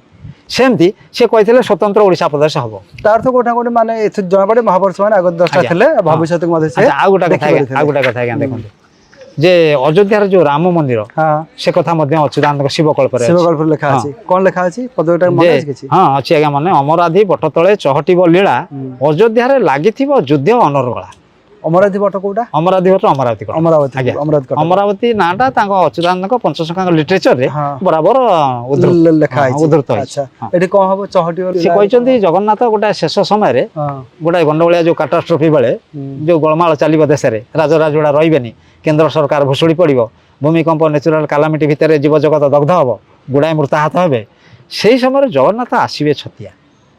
ସେ କହିଛନ୍ତି ଆଜ୍ଞା ଏଇଟା ଗୋଟେ ଆଉ ଗୋଟେ ଚମତ୍କାର କଥା କହିବି, ବିଜ୍ଞାନ କଳ୍ପ ପୋଥି। ଏ ପୋଥି ଜିନିଷ ଆଜ୍ଞା, ଏ ବହି ଫେଇ ଆପଣ ପାଇବେନି, ଅପ୍ରକାଶିତ ଅପ୍ରକାଶିତ ପ୍ରକାଶିତ ହେଇନି। ନାଇଁ, ବିଜ୍ଞାନ କଳ୍ପ ପୋଥି, ଲେଖକ ହେଉଛନ୍ତି ଅଚ୍ୟୁତାନନ୍ଦ ମହାପୁରୁଷ। ସେ କହିଲେ କ୍ଷେତ୍ର ଛାଡ଼ି ପ୍ରଭୁ ଛତିଆ ଗ୍ରାମରେ ହୋଇବେ ଏକ ଅଧିପତି। କ୍ଷେତ୍ର ହେଲା ଶ୍ରୀକ୍ଷେତ୍ର। ଶେଷ ସମୟର ଗୋଟେ ଇଣ୍ଡିକେସନ୍ ସେ ଦେଲେ ଯେ ଶ୍ରୀକ୍ଷେତ୍ରକୁ ଛାଡ଼ି ସେ ଛତିଆ ବାଟକୁ ଆସିବେ, ଅଧିପତି ହେବେ। କ୍ଷେତ୍ର ଛାଡ଼ି ପଦଟା କେମିତି ଦେଖନ୍ତୁ, ବିଜ୍ଞାନ କଳ୍ପ ପୋଥି। କ୍ଷେତ୍ର ଛାଡ଼ି ପ୍ରଭୁ ଛତିଆ ଗ୍ରାମରେ ହୋଇବେ ଏକ ଅଧିପତି, ରକ୍ତ ନଦୀ ବହି ବଢୁଥିବ ଭେଦି ନାମ ଯା ଅମରାବତୀ। ସେ କହୁଛନ୍ତି ଛତିଆକୁ ଜଗନ୍ନାଥ ଯେଉଁ ସମୟରେ ଆସିବେ, ଅମରାବତୀ ନିକଟରେ ଗୋଟେ ରକ୍ତର ନଦୀ ବହିବ। এটা ଗୋଟେ ଟେରିବଲ ଇଣ୍ଡିକେସନ। ଏଠି ଗୋଟେ ବହୁତ ବଡ ଏଠି ଗୋଟେ ବିପର୍ଯ୍ୟୟ ହବ କହିଛନ୍ତି। ଜନସଂଖ୍ୟା ମାନେ ନାଇଁ ସେଟା ସତ୍ୟ ବୋଲି ବି କେମିତି ଦେଖନ୍ତୁ, ତା ତଳ ପଦଟା ବି କହିଦେଉଛି। ସତ୍ୟ ବୋଲି କ୍ଷେତ୍ର ଛାଡ଼ି ପ୍ରଭୁ ଛତିଆ ଗ୍ରାମରେ ହୋଇବେ ଏକ ଅଧିପତି, ଛତିଆକୁ ପ୍ରଭୁ ଆସିବେ। ସେ ସମୟରେ କଣ ଜଗନ୍ନାଥ ଆସିବେ, କୌଣସି କାରଣରୁ ବିଶୃଙ୍ଖଳା ହବ, ଏ ପ୍ରଭୁକୁ ନେଇଯିବା, ସ୍ଥାନାନ୍ତର କରିବା, ଏମିତି ଗୋଟେ ଆସିବ ବାତାବରଣ। ସେ ଆସିବେ, ଛତିଆକୁ ଆସିବେ। ଆଚ୍ଛା ଯଦି ଛତିଆକୁ ଆସିବେ, ସେ ସମୟରେ କଣ ହବ ନା ଅମରାବତୀ ନିକଟରେ ଗୋଟେ ରକ୍ତର ନଦୀ ବହିବ। ରକ୍ତ ନଦୀ ବହି ପଡୁଥିବ ଭେଦି ନାମ ଯା ଅମରାବତୀ। ଅମରାବତୀ ନିକଟରେ ଗୋଟେ ରକ୍ତର ନଦୀ ବହିବ। ସେଠୁ ତାଙ୍କର ରାମଦାସ ବୋଲି ଗୋଟେ ଶିଷ୍ୟ ଥିଲା ଅଚ୍ୟୁତାନନ୍ଦଙ୍କ, ଜିନିଷଟା ଆଜ୍ଞା ମାର୍କ କରିବେ। ରାମଦାସ କହିଲେ ଆଜ୍ଞା ଅମରାବତୀ ତ ବିଭିନ୍ନ ଅଛି, ଓଡ଼ିଶାରେ 3-4ଟା ଅମରାବତୀ। ଗୋଟା ଚାରବାଟିଆ ପାଖରେ ଅମରାବତୀପୁର ଗୋଟେ ଗାଁ ଅଛି, ଆଉ ଗୋଟା ଆଜ୍ଞା ଖୋର୍ଦ୍ଧା ପାଖରେ ଟାଙ୍ଗି ଖୋର୍ଦ୍ଧା ପାଖରେ ଗୋଟେ ଟାଙ୍ଗି, ଏ ଟାଙ୍ଗି ନୁହେଁ, ଖୋର୍ଦ୍ଧା ପାଖରେ ଗୋଟେ ଟାଙ୍ଗି ପାଖରେ ଗୋଟେ ଅଛି ଅମରାବତୀ ଅଛି। ଆଚ୍ଛା ଅମରାବତୀ ଗୋଟେ ମହାରାଷ୍ଟ୍ରରେ ଅଛି, ଗୋଟେ ଅମରାବତୀ ଅଛି ଆଜ୍ଞା, ସେ ଗୋଟେ ଡିଷ୍ଟ୍ରିକ୍ଟ ଆଜ୍ଞା, ଅମରାବତୀ ଗୋଟେ ଡିଷ୍ଟ୍ରିକ୍ଟ। ତେଣୁ ତା ରାମଦାସ ତାଙ୍କ ଶିଷ୍ୟ ପଚାରିଲା, କହିଲା ଆଜ୍ଞା କୋଉ ଅମରାବତୀ କଥା ଆପଣ କହୁଛନ୍ତି? ଅମରାବତୀ ତ ବିଭିନ୍ନ, ଓଡ଼ିଶା ବାହାରେ ମହାରାଷ୍ଟ୍ରରେ ଅଛି, ଓଡ଼ିଶା ଭିତରେ 2-3 ଜାଗା ବି ଅଛି। ତେଣୁ କୋଉ ଅମରାବତୀରେ ରକ୍ତର ସ୍ରୋତ ବହିବ? ଜଗନ୍ନାଥ ଆସିବେ ଯେତେବେଳେ ଛତିଆ, ରକ୍ତର ସ୍ରୋତ କୋଉଠି ବହିବ ଅମରାବତୀରେ? ସେ ତା ତଳ ପଦରେ କ୍ଲିୟର କରିଦେଲେ। କ'ଣ କହିଲେ ନା ଋଷିଙ୍କ ଆଶ୍ରମ ଅଟଇ ହେ ରାମ, ନାମ ଅଟେ ବାଞ୍ଛାନିଧି। ବାଞ୍ଛାନିଧି ବୋଲି ଜଣେ ଋଷିଙ୍କର ଆଶ୍ରମ ଯୋଉ ଅମରାବତୀ, ସେଇଠି ଏଠି ବାଞ୍ଛାନିଧି ତାଙ୍କ ଷ୍ଟାଚ୍ୟୁ ଅଛି, ଆମେ ଯିବା ଦେଖିବା। ଏଠି ଗୋଟେ ଷ୍ଟାଚ୍ୟୁ ଅଛି। ବାସ୍ ଆଚ୍ଛା ସେ ପୁରା ଇଣ୍ଡିକେଟ କରିଛନ୍ତି, ଇଣ୍ଡିକେଟ କନଫ୍ୟୁଜନ ହବାର ନାହିଁ, ପୁରା ଟୁ ଦ ପଏଣ୍ଟ ରେ ଏଇ ଜାଗା, ଟୁ ଦି ପଏଣ୍ଟ ରେ ସେ ରାମ ତାଙ୍କ ଶିଷ୍ୟକୁ ବୁଝେଇ ଦେଲେ। ଆଚ୍ଛା ଆଚ୍ଛା କହିଲେ ଆରେ ବାବୁ କୋଉ ଅମରାବତୀରେ ରକ୍ତର ସ୍ରୋତ ବହିବ ଯେତେବେଳେ ଜଗନ୍ନାଥ ଆସିବେ? ନା ଋଷିଙ୍କ ଆଶ୍ରମ ଅଟଇ ହେ ରାମ, ନାମ ଅଟେ ବାଞ୍ଛାନିଧି। ଅତି ଶାନ୍ତଶୀଳ ଅଟଇ ନିର୍ମଳ, ଚଉବର୍ଗ ତାର ସିଦ୍ଧି। ଧର୍ମ ଅର୍ଥ କାମ ମୁଖ୍ୟ ଚଉବର୍ଗରେ ସେ ସିଦ୍ଧି ଅର୍ଜନ କରିଥିବେ। ବାଞ୍ଚୁ ବାବା ନାମରେ ସେ ଡାକଥିବେ। ପୁରା ନାଁ ହେଉଛି ବାଞ୍ଛାନିଧି ଦାସ। ତାଙ୍କର ଷ୍ଟାଚ୍ୟୁ ଆଜ୍ଞା ଅଛି। ସେ ମହାପୁରୁଷଙ୍କର ଭକ୍ତ ସିଏ ଆଜ୍ଞା। ଇଏ ବାଞ୍ଛାନିଧି ତ ଅଚ୍ୟୁତାନନ୍ଦଙ୍କ ସମୟରେ ନଥିଲେ, ଇଏ ବାଞ୍ଛାନିଧି ଆସିଲେ କେବେ, ଏଇଟା ଆପଣ ଟିକେ ଇନକ୍ୱାରି କରନ୍ତୁ। ଇଏ ଯୋଉ ବାଞ୍ଛାନିଧି ଦାସ ମାନେ ହି ୱାଜ ଡାଏଡ୍ ଇନ୍ 1950, 1950ରେ ମଲେ ବାଞ୍ଛାନିଧି ଦାସ, ଏଇଠି ମଲେ, ସମାଧି ନେଲେ। ଧରନ୍ତୁ ସେ 80 ବର୍ଷ ବଞ୍ଚିଥିବେ, ତାଙ୍କର ସମସାମୟିକ ଲୋକ କୁହନ୍ତି ସେ 80 ବର୍ଷ ବଞ୍ଚନ୍ତି। 1950 ମାଇନସ୍ 80 ଆଜ୍ଞା ହେଉଛି କେତେ? 1870। 1870ରେ ବାଞ୍ଛାନିଧିଙ୍କର ଜନ୍ମ। ଆମେ ଇନକ୍ୱାରି କରି ବୁଝିଲୁ ଜାରକା ପାଖରେ ତାଙ୍କର ଘର, କାଏମା, ଜାରକା ନିକଟ କାଏମାର ଘର। ଆଦ୍ୟ ଯୌବନରେ ସେ ଆସିକି ସନ୍ନ୍ୟାସୀ ହେଇ ଏଠି ରହିଥିଲେ, ଆଶ୍ରମ କରି ରହିଥିଲେ। ଆଚ୍ଛା ଏମିତି ତାଙ୍କର ସିଦ୍ଧି ଥିଲା ଯେ ବହୁତ କଥା ସେ କରିଛନ୍ତି, ତାଙ୍କ ସେ ସମୟର ବୁଢ଼ାବୁଢ଼ୀ ମାନେ ସବୁ କୁହନ୍ତି, ତାଙ୍କ ସମୟର ପିରିୟଡ଼ର ଲୋକମାନେ କୁହନ୍ତି। ତେଣୁ ବାଞ୍ଛାନିଧି ମରିବାଟା ଏବଂ ଜନ୍ମ ହେବାଟା 100 ବର୍ଷର କଥା କି 150 ବର୍ଷର କଥା। କିନ୍ତୁ ଅଚ୍ୟୁତାନନ୍ଦ ହେଉଛନ୍ତି ଆଜ୍ଞା 600 ବର୍ଷର ଲୋକ। ଅଚ୍ୟୁତାନନ୍ଦ ହେଉଛନ୍ତି 16ଶ ଶତାବ୍ଦୀ, 16th ସେଞ୍ଚୁରୀ। କିନ୍ତୁ ବାଞ୍ଛାନିଧି ହେଉଛନ୍ତି ଆମର 1870ରୁ 1950 ତାଙ୍କ ଜୀବନ କାଳ। ତାମାନେ ବାଞ୍ଛାନିଧିଙ୍କର କେତେ ବର୍ଷ ପୂର୍ବରୁ ସେ କଥା କହିଲେ? ବାଞ୍ଛାନିଧିଙ୍କର ଆଶ୍ରମ ଥିବ। ଦେଖନ୍ତୁ ମାଳିକା କେମିତି ସତ୍ୟ, ମାଳିକାଟା ସତ୍ୟ ବୋଲି ଆମେ ତ ପ୍ରୁଭ୍ କରିବା ନା। ବାଞ୍ଛାନିଧି ହେଉଛନ୍ତି ଜୀବନ କାଳ 1870ରୁ 1950। ଅଚ୍ୟୁତାନନ୍ଦ ହେଉଛନ୍ତି 16ଶ ଶତାବ୍ଦୀ, 16th ସେଞ୍ଚୁରୀ। ଇଏ ହେଉଛନ୍ତି କେତେ? 20ଶ ଶତାବ୍ଦୀ, ନୁହେଁ କି? ତାମାନେ ଆ ଭିତରେ ଗ୍ୟାପ୍ ରହିଲା କେତେ ବର୍ଷ? 400 ବର୍ଷ କି 500 ବର୍ଷ। କିନ୍ତୁ ସେ ଅଚ୍ୟୁତାନନ୍ଦ ସେତେବେଳେ ତାଙ୍କର ଇନସାଇଟ୍ ବଳରେ ସେ ଜାଣିପାରିଥିଲେ ଯେ ବାଞ୍ଛାନିଧି ବୋଲି ଜଣେ ସାଧୁ ଅମରାବତୀରେ ଆଶ୍ରମ କରିଥିବେ, ସେଇ ଆଶ୍ରମ ନିକଟରେ ରକ୍ତର ସ୍ରୋତ ବହିବ, ଯେଉଁଟାକି ସେ ଇଣ୍ଡିକେଟ୍ କରି ତାଙ୍କ ଶିଷ୍ୟ ରାମଦାସକୁ କହିଥିଲେ। ଆଚ୍ଛା ଏ ଘଟଣା ଘଟିନି ଆଜ୍ଞା, ଘଟିଛି କି ଆଜ୍ଞା? ଘଟିନି। ତେଣୁ ଏଇଟା ଗୋଟେ ଇଣ୍ଡିକେସନ୍ ହିସାବରେ ଆପଣ ଗ୍ରହଣ କରନ୍ତୁ। ଛତିଆ ବଟକୁ ଶ୍ରୀ ଜଗନ୍ନାଥ ଆସିବେ, ଦିଲ୍ଲୀ କେନ୍ଦ୍ର ସରକାର ଭୁଷୁଡ଼ିବ, ବିଶ୍ୱଯୁଦ୍ଧ ଲାଗିବ। ଏଇଟାର ସମୟସୀମା କିଛି ଦେଇଛନ୍ତି? ସେ ଗୋଟା ଜାଗାରେ କିନ୍ତୁ କହିଛନ୍ତି ଆଜ୍ଞା, ଶିବକଳ୍ପ ନବଖଣ୍ଡ ନିର୍ଘଣ୍ଟରେ ସେ କହିଛନ୍ତି କଳି ଶେଷ ଗୁରୁବାରରେ अष्ट नृपति हे कली शेष गुरुवार रे अष्ट नृपति हे आर आगे अन्यटा हूँ कौन कली जो सर फाइनाल एंडिंग जवनिका पूर्णछेद पड़ो that day will be Thursday गुरुवार गुरुवार बृहस्पतिवार बृहस्पतिवार से कही आज्ञा शिवकल्प कली शेष गुरुवार रे अष्ट नृपति हे अष्ट नृपति कौन ना से गोटे बैशाख मास अष्टमी हो तिथि बैशाख शुक्ल अष्टमी तिथि होता से लेखार अच्छी बैशाख शुक्ल अष्टमी तिथि रे गुरुवार रे कलिजुगर जवनिका पड़ो तापर सत्यजुग आरंभ यहाँ से कहते अच्छा आउ गोटा कथा कहते आज्ञा जा आमर आज्ञा से हूँ कल्की कल्प ये तो कहली विज्ञान कल्प कहली आमर बांछा निर्दास जोटा कि रक्त नदी बहब यहाँ विज्ञान कल्प आउ गोटा है कल्की कल्प से कहते जे जाजपुर आज्ञा जो अच्छा विरजा पाखे 7टा मातृशक्ति ब्राह्मी माहेश्वरी कौमारी बाराही इंद्राणी चामुंडा आउ गोटा कौन ब्राह्मी माहेश्वरी चैव कौमारी बाराही तथा जो जमुमा 7 भौणी आज्ञा आज्ञा आज्ञा ठीक ठीक से विरजा पाखे 7टा मातृशक्ति ताकू सप्त मातृका कहूँ शपथ मातृका टेकिची शिर तांको अधरू बहिब रुधिर लिखिं आज्ञा आम कौन देखीचु पथर रू कौन रक्त बहिब ये गोटे गोटे असंभव भाया लगुच कि महापुरुष कहते पथर असंभव भी संभव हो पारे अलौकिक लीला बल से कहते जे जाजपुर जो 7टा अच्छा ब्राह्मी कौमारी बाराही इंद्राणी चामुंडा इन जो अच्छा 7टा देवी शक्ति अधर रक्त बहिब अच्छा जदि रक्त बहिब शिष्य रामदास थिला अच्युतानंद शिष्य कह आज्ञा यहाँ तो गोटे बैड इंडिकेशन जिते बड़े माने पत्थर मूर्ति देहर रक्त बहिब अधर रक्त बहिब ताले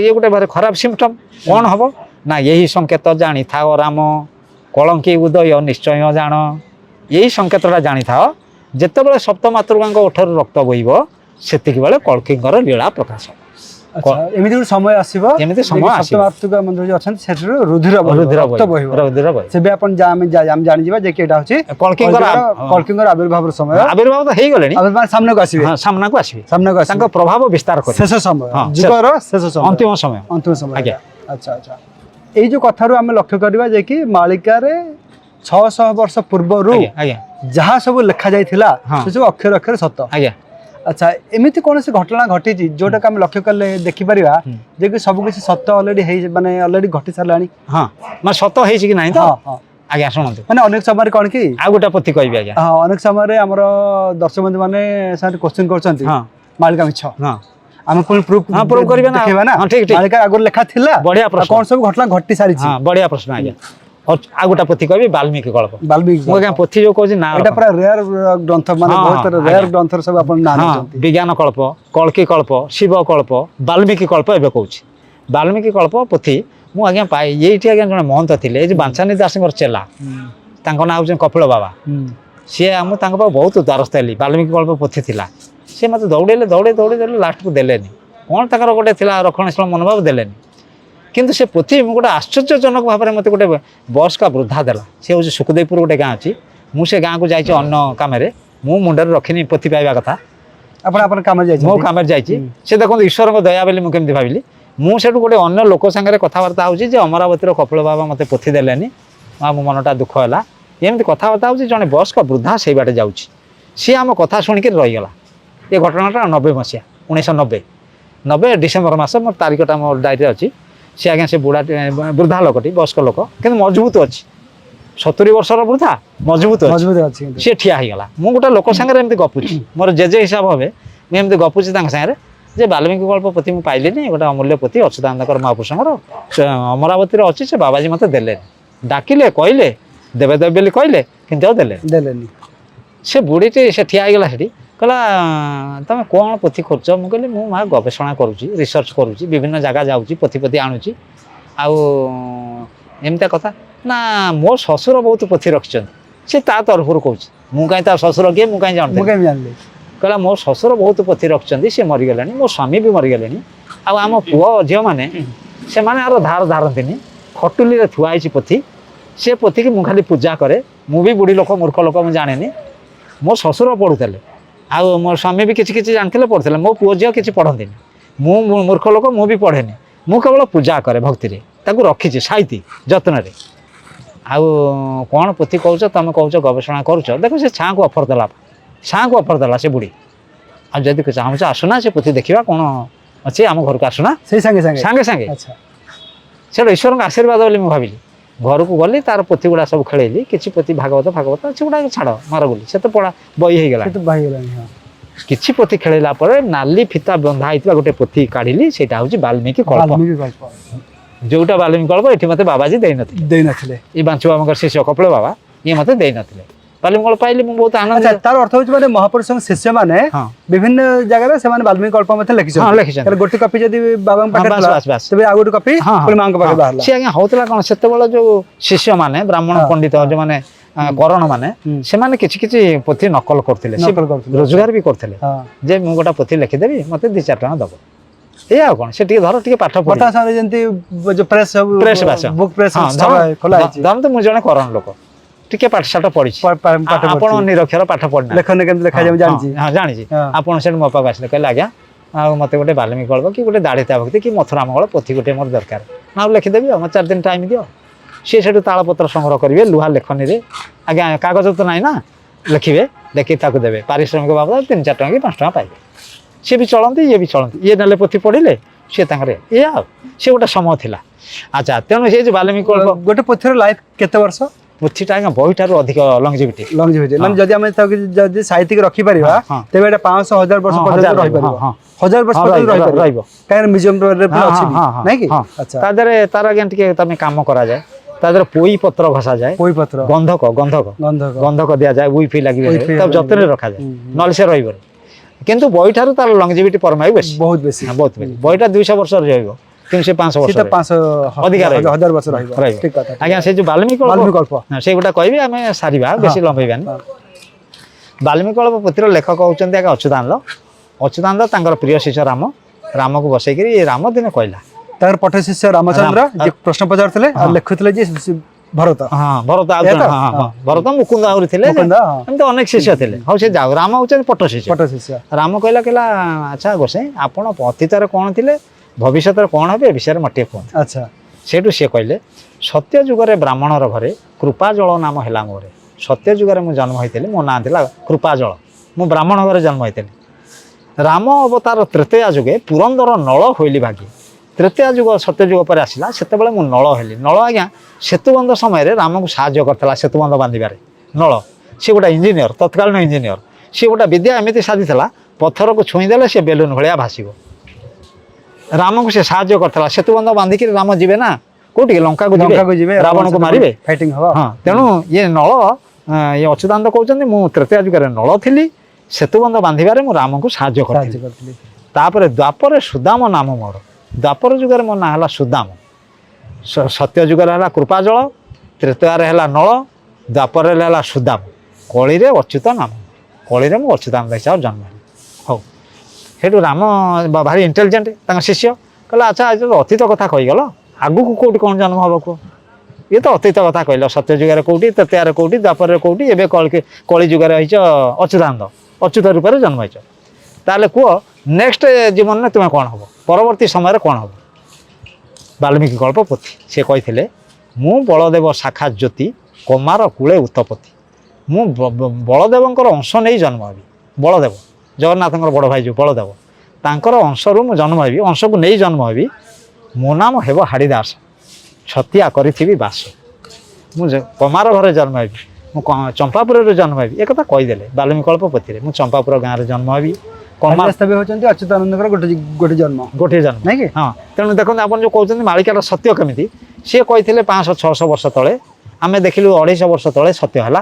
ତାଙ୍କ କଥା ହାଡ଼ିଦାସ ଜନ୍ମ ହେଲେ ଚମ୍ପାପୁରରେ ଆଚ୍ଛା ରାମଦାସ ଆଉ ଗୋଟେ କ୍ରସ୍ କୋଶ୍ଚିନ୍ କରିଥିଲା ଏଇଟା ଇଣ୍ଡିକେସନ୍ କରିବା କଥା ରାମଦାସ କହିଲା ଗୋସାଇଁ ତମେ ଯଦି ହାଡ଼ିଦାସ ରୂପରେ ଜନ୍ମ ହେବ ମୁଁ ସେତେବେଳେ କ'ଣ ହେବି ଏଇଟା ଗୋଟେ ବଢ଼ିଆ ପ୍ରଶ୍ନ ତମେ ତମ କଥାଟା କହିଦେଲ ନା ମୋ କଥା କୁହ ସେଇଠୁ ଅଚ୍ୟୁତାନନ୍ଦ ଆପଣ ପଟ ଶିଷ୍ୟ ମୋର ଜନ୍ମ ମୁଁ ପୁଣି ଆପଣଙ୍କ ସାନ୍ନିଧ୍ୟ ପାଇବା ଦରକାର ନା ଆପଣଙ୍କ ପାଖାପାଖି ଥିବି କି ନଥିବି ଏ କଥାଟା ମୋତେ ଟିକେ କ୍ଲାରିଟି ଦିଅ କ୍ଲିୟରାନ୍ସ ଦିଅ ଅଚ୍ୟୁତାନନ୍ଦ ସେଇଠି କହିଥିଲେ ତୁ ଯେ କରଣ କୂଳେ ଜାତ ମନ୍ଦର ନାଁ ତ ବିଖ୍ୟାତ ମନ୍ଦର ତୁ କରଣ ଘରେ ଜନ୍ମ ହେବୁ ମୁଁ କମାର ଘରେ ଜନ୍ମ ହେବି ମୁଁ କମାର ଘରେ ହାଡ଼ିଦାସ ହେବି ତୁ କରଣ ଘରେ ହବୁ ତୋ ନାଁ ହବ ମନ୍ଦର ଦାସଙ୍କ ଗାଦି ଆଜ୍ଞା ଅଛି ଅଡ଼ମ୍ବରୁ ସେଇଠି ସେ ଜନ୍ମ ହେଲେ ଏଇଟା ସତ୍ୟ ହେଲା ଆଜ୍ଞା 250 ବର୍ଷ ପରେ ସେ କହିଥିଲେ 500-600 ବର୍ଷ ତଳେ 200-250 ବର୍ଷ ପରେ ଦେଖାଗଲା ଯେ ଅଷ୍ଟାଦଶ ଶତାବ୍ଦୀରେ ହାଡ଼ିଦାସ ଜନ୍ମ ହେଲେ ଛତିଆ ଚମ୍ପାପୁରେ, ଇଏ ଜନ୍ମ ହେଲେ ମନ୍ଦର, ମନ୍ଦର ଜନ୍ମ ହେଲେ ଆଜ୍ଞା ଅଡମ୍ବରେ।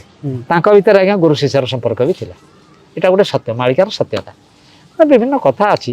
ଏମିତି ଦେଖିଲେ ଆଉ କ'ଣ କ'ଣ ସବୁ ବାହାରିବ ଏକ୍ଜାମ୍ପଲ ଯାହା ମାଳିକା ସତ ହେଇଛି? ମାଳିକାରେ ସତ୍ୟ ହେଇଛି କହିଲେ ଆଜ୍ଞା ଉତ୍କଳ ପ୍ରଦେଶ ଗଠନ ହେବା କଥା, ଉତ୍କଳ ପ୍ରଦେଶ ଗଠନ ହେବା କଥା, ହିମାଳୟ କଥାଟା, ହିମାଳୟ କଲିଜା ଫାଟିଯିବ, କଲିଜା ଫାଟିବା, ଏମିତି ସବୁ ଅଛି ଆଜ୍ଞା, ଅନେକ ଜିନିଷ ଅଛି।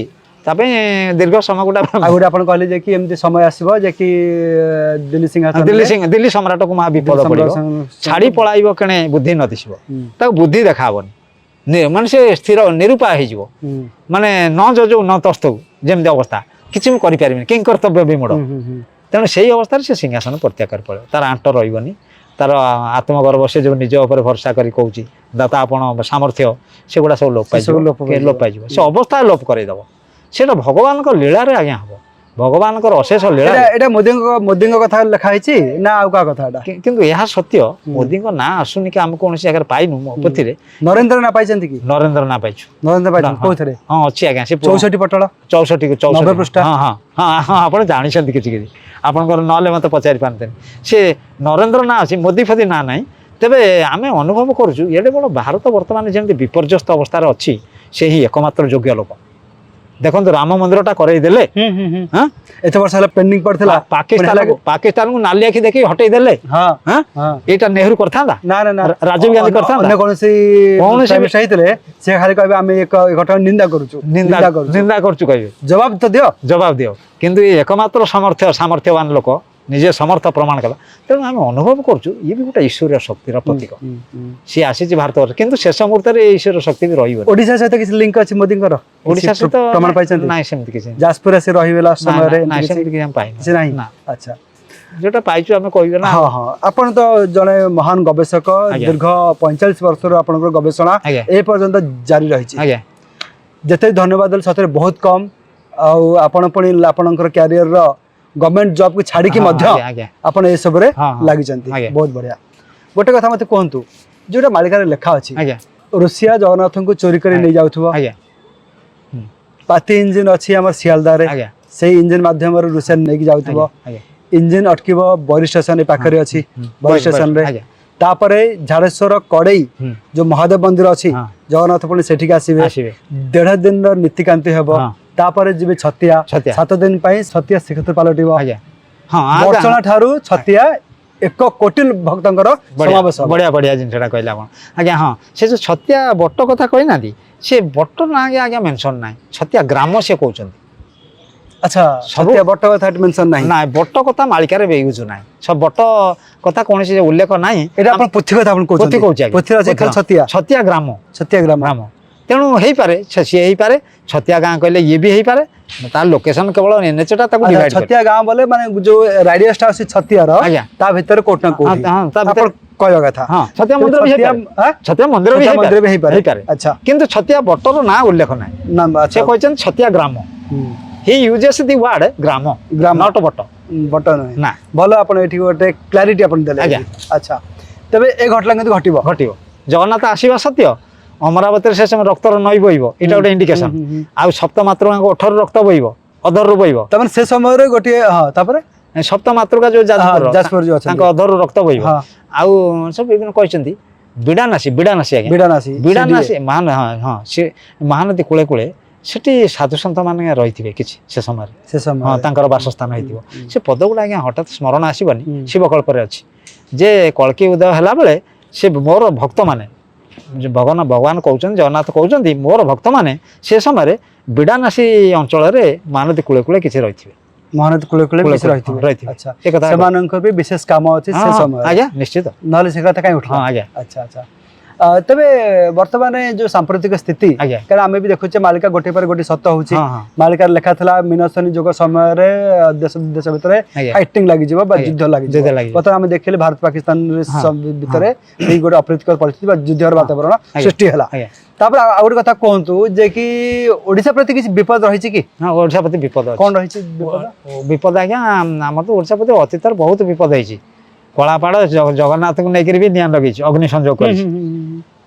ନଅଙ୍କ ଦୁର୍ଭିକ୍ଷ ହେଇଛି, ହଜାର ହଜାର ଲୋକ ମରିଛନ୍ତି। 1866 ଫକୀରମୋହନ ସେନାପତି କହିଛନ୍ତି, ମୁଁ ସ୍ୱଚକ୍ଷୁରେ ଦେଖିଛି ପ୍ରତିଦିନ 10 ଶଗଡ଼ ମୁର୍ଦାର ଡେଡ୍ ବଡି 10টা ଶଗଡ଼ ଆଜ୍ଞା ତ ଆଜିକାଲି ଲୋକ ବୁଝିପାରିବେନି ବଳଦ ଯୋଉ ଚାହିଁଥିବେ 10ଟା ଶଗଡ଼ରେ ଡେଡ୍ ବଡି ଭର୍ତ୍ତି ହେଇକରି ଯାଏ ନେଇକି ଫୋପାଡ଼ି ଦିଅନ୍ତି କେଉଁଠି କେହି ଶୁଦ୍ଧି ହେବାର ନାହିଁ ମାନେ ନଅଙ୍କ ଦୁର୍ଭିକ୍ଷରେ ଏମିତି ଲୋକ ମରିଥିଲେ ଅନାହାର ମୃତ୍ୟୁ ଯାହା କୁହନ୍ତି ସ୍କାର୍ସିଟି ଅଫ୍ ଫୁଡ୍ ହବ ଆମର ବର୍ତ୍ତମାନ ଫୁଡ୍ ସ୍କାର୍ସିଟି ଫୁଡ୍ ସ୍କାର୍ସିଟି ହବ କାହିଁକି ନା ଆମର ଏଇଟା ସମସ୍ୟା ବାସ୍ ପପୁଲେସନ୍ ଯୋଉ ରେଟ୍ରେ ବଢୁଛି ଆଉ ସେଇ ଅନୁସାରେ ଖାଦ୍ୟ ମହଜୁଦ ନାହିଁ ଏଇଟା ଆକୁ ମଧ୍ୟ କହିଛନ୍ତି ଅନ୍ନ ନ ମିଳିବ ଶସ୍ୟ ହାନି ହେବ ଜାଣ ଫସଲ ଉତ୍ପାଦନ ହବନି କାହିଁକି ହବନି ନା ଚାଷ ଜମି ଉପରେ ହଉଛି ଇଣ୍ଡଷ୍ଟ୍ରି କାରଖାନା ଆପଣ ଦେଖନ୍ତୁ ଭୁବନେଶ୍ୱର ଗଲା ଭିତରେ ଦେଖିବେ ଚାଷ ଜମି ଯୋଉଠି ଶସ୍ୟ ହୁଏ ସେଠି ଠିଆ ହେଇଗଲାଣି କାରଖାନା ଧୂଆଁ ଉଡୁଛି ସେଠି ଯୋଉ ଧାନ ଚାଉଳର ଉତ୍ପାଦନ ହୁଏ ଆଉ ହେଇପାରିଲାନି ତେଣୁ ଆ ଦ୍ୱାରା କ'ଣ ହବ ଯେ ଶସ୍ୟ ହାନି ହେବ ଅନାହାରରେ ଲୋକ ମରିବେ ଏ କଥାଟା ମଧ୍ୟ ମହାପୁରୁଷ ମାନେ ଯୋଉ କହିଛନ୍ତି ସେତିକି ବି ନୁହେଁ ଗାଁ ଗହଳି ଯୋଉ ଚାଷ କରୁଥିଲେ ସେମାନେ ବର୍ତ୍ତମାନ ସହରକୁ ପଳାଇଛନ୍ତି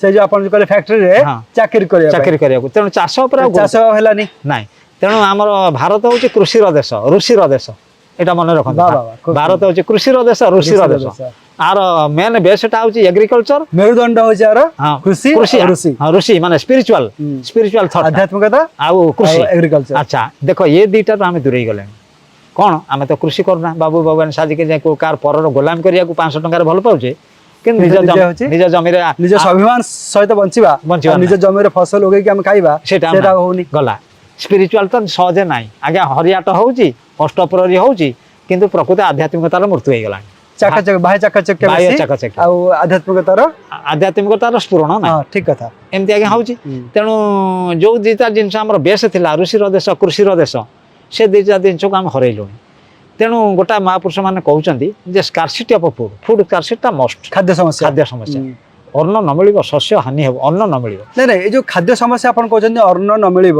ଖାଦ୍ୟ ସମସ୍ୟା ଯୋଉ ଆପଣ କହୁଛନ୍ତି এইটা এই যে ইন্ডস্ট্রি ডেভেলপমেন্ট হয়েছে তা পাই না ন্যাচুরাল ক্যালামিটিস আসিব উভয় পাই ধইদেব আজ্ঞা তা পাই উভয় পাই আজ্ঞা দেখন্তু ধরন্তু গোটা কারখানা হলা কারখানা পাখরে চিমনিরে যে ধোঁয়া উঠিলা তার যে কেমিকাল জিনিস সব বায়ুমণ্ডল ছড়া হলা তা পাখ জমি ধান হউনি ফসল হউনি তেণু আর যে এগ্রিকলচর ল্যান্ড উপরে যে আজ্ঞা ইন্ডস্ট্রি ঠিয়া হলা তা প্রভাବରେ ମଧ୍ୟ କୃଷି ହାମ୍ପର କରୁଛି ଇଏ ହେଲା ଏକେ ଦ୍ୱିତୀୟ କଥା ନ୍ୟାଚୁରାଲ କାଲାମିଟି ଯେଉଁ ସେତେବେଳର ବାତାବରଣ ଯୁଦ୍ଧର ବିଭୀଷିକା ହଉ କି କ'ଣ ଗୋଟେ ଭୂମିକମ୍ପ ହଉ କି କ'ଣ ହଉ ଏମିତି ନା କ'ଣ କିଛି ହେଲେ ତା ଦ୍ୱାରା ବି ଖାଦ୍ୟ ନଷ୍ଟ ହେଇଯିବ ଇଏ ଯେଉଁ ବୃହତ୍ତର ଯେଉଁ ପପୁଲେସନ୍ ତାକୁ ଫେସ୍ କରିବାକୁ ଏ ଖାଦ୍ୟ ଯଥେଷ୍ଟ ହେବନି ତେଣୁ ତାକୁ ସେ କହିଲେ ଯେ ଅନ୍ନ ନ ମିଳିବ ଶସ୍ୟ ହାନି ହେବ ଜାଣ ବିହନ ନ ପାଇ ଲୋକେ ହତାଶ ପ୍ରମାଣ ବିହନ ବି ପାଇବେନି ବିହନ ପାଇଲେ ସିନା ଶସ୍ୟ କରିବେ ତେଣୁ କୃଷି ତାକୁ ହାଡ଼ିଦାସ ମଧ୍ୟ ଗୋଟେ ଜାଗାରେ କହିଲେ କୃଷି ହେବ ଗୋରୁ ଚରାଲ ବଉଳ ଚାଷୀ ମୁଣ୍ଡ କୋଡ଼ୁଥିବେ ଏ କଥା କହିଛନ୍ତି ଯେ କୃଷି ହେବ ଗୋରୁ ଚରା କ'ଣ କହିଲେ ଗୋରୁ ଚରିବେ ଯାଏ ଆଚ୍ଛା ଆଚ୍ଛା ମାନେ ଯୋଉଠି ଶସ୍ୟ ଯୋଉଠି ଧାନ ବିଲରେ ଆଜ୍ଞା ସେଠି ହେଉଛି ଗୋଚର ଭୂମି ହେଇଯିବ ଯେ ଚାଷୀ ମୁଣ୍ଡ କୋଡ଼ୁଥିବେ ମୁଣ୍ଡ କେମିତି ବଞ୍ଚିବାରେ ଇଏ କରିବା ଚାଷୀ ମୂଳ ତ ଆଜ୍ଞା ଅଟୋମେଟିକ୍ ଦେଶ ମରିଯିବ ନା